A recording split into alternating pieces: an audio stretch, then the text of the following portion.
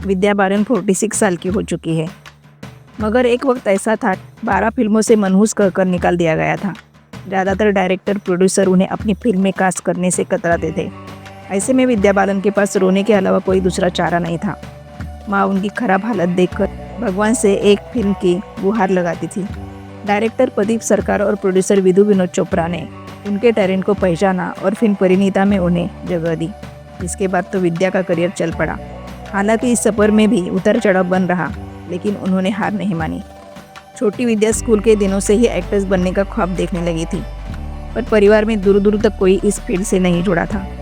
हालांकि पिता उनके इस फैसले को पूरी तरह से सपोर्ट करते थे।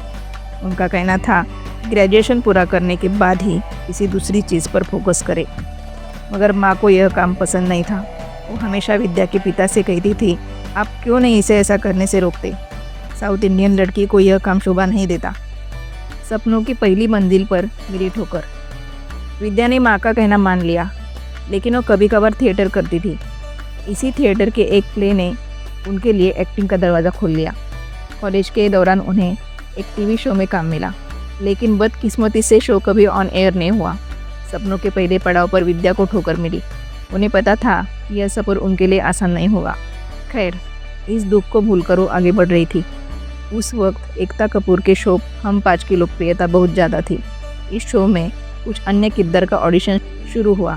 पुराने शो के मेकर्स ने विद्या को भी इस शो का ऑडिशन देने को कहा। मेकर्स की बात सुन उनके मन में ऑडिशन देने की इच्छा जागी, लेकिन माँ की वजह से उन्होंने तुरंत फैसला नहीं लिया। विद्या ने यह बात पहले माँ को बताई। हम 5 माँ का पसंदीदा टीवी शो था, इस कारण उन्होंने हमें भर दी। विद्या ने इस शो में लगभग 1.5 साल काम किया। फिर उन्होंने इस शो को अलविदा कह दिया, क्योंकि इसका असर कॉलेज अटेंडेंस पर पड़ रहा था। एक्टिंग से ब्रेक लेकर विद्या ने पूरा ध्यान पढ़ाई पर लगा दिया, लेकिन मन में एक्टिंग करने की कसम भी जिंदा थी। इसी दौरान एक दिन विद्या के पास कमर्शियल एड के लिए कॉल आया। इसके लिए हाँ करने का फैसला भी उन्होंने माँ पर छोड़ रखा था। माँ को लगा 1-2 एड्स करने के बाद विद्या का एक्टिंग का भूत उतर जाएगा। इसी सोच के साथ उन्होंने इसके लिए भी हामी भर दी। मगर 1-2 से यह गिनती बढ़कर 90 तक पहुँच गई। विद्या भी किसी एड को ना नहीं कहती थी, क्योंकि इससे कॉलेज की पढ़ाई पर असर नहीं पड़ता था। विद्या की पहली फिल्म आज भी अधूरी है। विद्या एक दिन एड शूट के सिलसिले में केरल गई थी। वहाँ पर एड को एडिटर ने मलयालम फिल्म में काम करने का ऑफर दिया। फिल्म में मोहनलाल लीड रोल में थे। मोहनलाल का नाम सुनकर विद्या इसमें काम करने के लिए राजी हो गई। उन्होंने घर वालों को कॉल किया और सारी बातें बताई। मोहनलाल का नाम सुनकर माँ ने भी काम करने के लिए कह दिया। ऑडिशन क्लियर कर विद्या भी फिल्म में अपनी जगह बनाने में कामयाब रही। यह विद्या के करियर की पहली फिल्म होती, मगर ऐसा हुआ नहीं। दरअसल एक दिन की शूटिंग के बाद ही डायरेक्टर कमल और मोहनलाल में इसी बात को लेकर ईगो क्लैश हो गया। फिल्म पूरी होने से पहले ही ठंड बस्ते में जा गिरी। मनहूस कहकर 12 फिल्मों से निकाली गई। इस वाक्य ने विद्या के करियर पर कुछ समय के लिए पूरी तरह से विराम लगा दिया। हुआ यूँ कि फिल्म चक्रब की अनाउंसमेंट के बाद उन्हें साउथ की 12 फिल्मों में साइन किया गया था। उस वक्त साउथ में कॉन्ट्रैक्ट जैसा कुछ नहीं था, सिर्फ उन्हें साइन करने की बात कही गई थी। इस दौरान एक खबर छपी। उस खबर में लिखा था कि फिल्म चक्रब के पहले मोहनलाल ने कमल के साथ 8 फिल्मों में काम किया था और वो सभी फिल्में हिट रही थी। दोनों में कभी कोई मनमुटाव नहीं हुआ। फिर खबर में अगली लाइन थी, फिल्म में विद्या बालन नया चेहरा थी और उन्हीं के कारण दोनों के रिश्ते में दरार आ गई। इतना ही नहीं, इसके लिए लोगों ने विद्या को कसूरवार ठहराया, उन पर मनहूस का लेबल लगा दिया। इस खबर के सामने आते ही एक एक कर उन्हें सभी 12 फिल्मों से निकाला गया। शुरुआत में विद्या को इन चीज़ों से फर्क नहीं पड़ता था, लेकिन धीरे धीरे वो भी इन रिजेक्शन से उठने लगी थी। काम नहीं मिलने पर भगवान के सामने फूट फूट कर रोती थी। ये विद्या की लाइफ का सबसे खराब फेज था। बस परिवार और भगवान पर भरोसे ने उन्हें बांधे रखा। अनुपम खेर के शो में विद्या ने बताया कि हर फिल्म से निकाले जाने पर वो पास के साईं बाबा मंदिर जाती थी और फूट फूट कर रोती थी। हालांकि उनमें मन में विश्वास था कि देर से ही सही पर काम जरूर मिलेगा। परिवार वाले भी उनके इस दुख से अछूते नहीं रहे। जो माँ नहीं चाहती थी कि बेटी फिल्मों में काम करे, वो भी भगवान के सामने एक फिल्म में काम मिल जाने की गुहार लगा रही थी। एक म्यूजिक वीडियो से बदली किस्मत। भगवान पर विद्या को पूरा भरोसा था। लेकिन कहीं ना कहीं उसके मन में सवाल उठने लगा कि एक्टिंग फील्ड में आना ही भूल थी। विचारों से इतनी उलट-पुलट के बीच उन्हें यूफोरिया ग्रुप के म्यूजिक वीडियो में काम मिला। इस म्यूजिक वीडियो में काम मिलने का किस्सा यह है कि डायरेक्टर प्रदीप सरकार इस वीडियो के लिए कास्टिंग कर रहे थे। तभी एक कॉलेज कलीग ने उन्हें विद्या का नाम सुझाया और उन्होंने मना कर दिया। उनका कहना था कि कुछ एड्स में विद्या उन्हें अच्छी लगी थी, लेकिन जब उन्होंने एक एड में साथ काम किया तो विद्या की आंखों में वो पहली बार ही चमक नहीं थी। दरअसल जब विद्या ने दादा के साथ काम किया था तो उनकी लाइफ का सबसे खराब दौर चल रहा था। इस कारण वो एड में परफेक्ट शॉट देने में चूक गई। हालांकि बाद में उस लड़की की जिद पर विद्या को ऑडिशन के लिए बुलाया गया और किस्मत से उनका सिलेक्शन हो गया। इस गाने की अंतिम शूटिंग दादा ने उन्हें बुलाकर कहा, ये लड़की, मैं तुम्हारे साथ एक फिल्म में काम ज़रूर करूँगा। पुराने एक्सपीरियंस की वजह से विद्या ने इस बात को सीरियसली नहीं लिया था, मगर दादा ने अपना वादा पूरा किया। उन्होंने अपनी फिल्म परिणीता में विद्या को काम दिया, जो उनकी पहली हिट फिल्म बनी।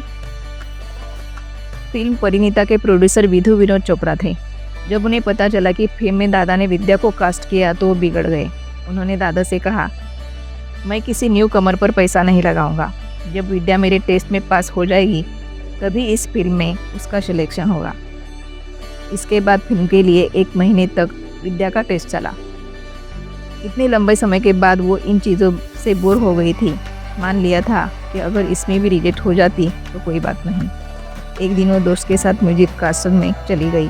चोपड़ा साहब ने उन्हें फ़ोन किया पर उनका फ़ोन ऑफ था। फिर उन्होंने विद्या के दोस्तों को कॉल किया और बात कराने के लिए कहा। विद्या ने उनसे बात की। चोपड़ा साहब ने कहा, विद्या, मुझे तुमसे तुरंत बात करनी है। विद्या ने जवाब में कहा, सर मैं कंसर्ट में हूँ, घर पहुँचकर बात करती हूँ। विद्या ने ऐसा इसलिए कहा क्योंकि उनके मन में था कि चोपड़ा साहब ने ना बोलने के लिए कॉल किया है। फिर चोपड़ा साहब ने कहा, ज़रूरी बात है, इस बात से तुम्हारी ज़िंदगी बदल जाएगी। यह सुनकर विद्या कॉन्सर्ट से बाहर गई और चोपड़ा साहब को कॉल किया। कॉल उठाते ही चोपड़ा साहब ने कहा, विद्या बालन, तुम ही मेरी परिणीता हो। यह बात सुनते ही विद्या फूट फूट कर रोने लगी।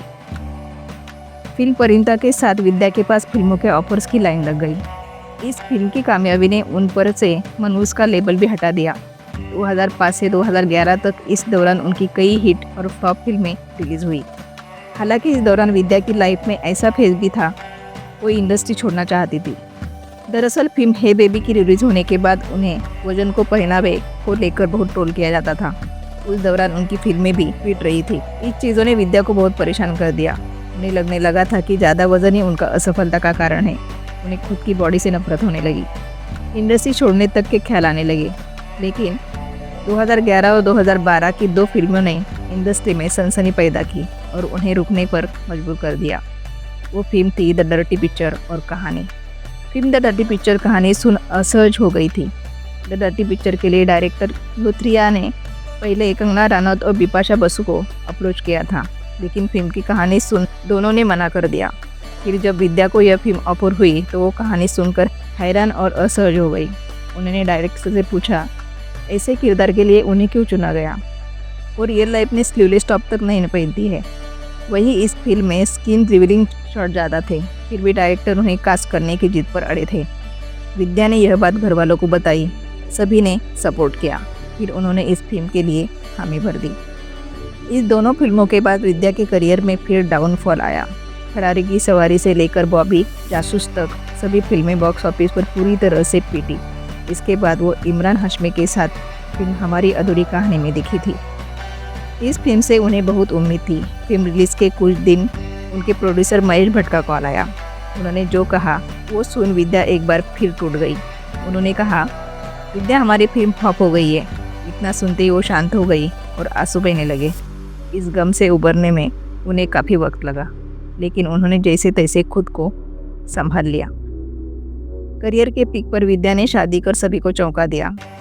हालांकि उनके इस फैसले की वजह से करियर पर कोई बुरा असर नहीं पड़ा। उन्होंने 2012 में प्रोड्यूसर सिद्धार्थ रॉय कपूर से शादी कर ली। विद्या उनकी तीसरी पत्नी है। पहली बार दोनों की मुलाकात फिल्म फेयर अवार्ड के बैकस्टेज हुई थी।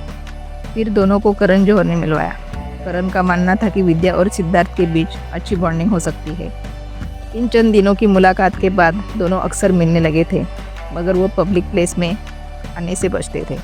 वक्त के साथ दोनों एक दूसरे को पसंद करने लगे और रिश्ते में आए। इसी बीच उनकी डेटिंग की खबरें भी शुरू हो गई। पहले तो दोनों इस बात का इनकार कर दिया करते थे, लेकिन इसी बीच गोवा बीच पर साथ की तस्वीर ने डेटिंग की खबर पर मुहर लगा दी। सिद्धार्थ ने विद्या को 2012 में शादी के लिए प्रपोज किया। विद्या ने खुले तौर पर इस बात को स्वीकार किया और दोनों रिलेशनशिप में हैं और जल्द शादी करने वाले हैं बस सबको बता दिया। हालांकि फैमिली दोनों के रिश्ते से नाखुश थी।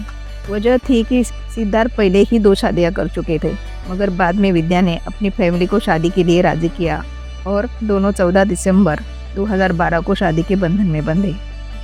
विद्या की नेटवर्थ 204 करोड़ रुपए है। वो एक फिल्म के लिए 2-3 करोड़ रुपया फीस चार्ज करती है। वो कई ब्रांड को एंडोर्स भी करती है। उनकी ब्रांड एंडोर्स में फीस करीब 1 करोड़ रुपए है। कार कलेक्शन की बात करें तो विद्या के पास मर्सिडीज ई-क्लास, सेडान और मर्सिडीज बेंज जैसी गाड़ियाँ हैं। विद्या मुंबई और खार स्थित अपार्टमेंट की मालकिन है। पति सिद्धार्थ ने उन्हें 14 करोड़ रुपए का फ्लैट भी गिफ्ट किया। वही वो 8 करोड़ रुपए के फ्लैट की मालकिन है। विद्या बालन को पद्मश्री से भी सम्मानित किया गया है। तो ऐसी है विद्या बालन की कहानी।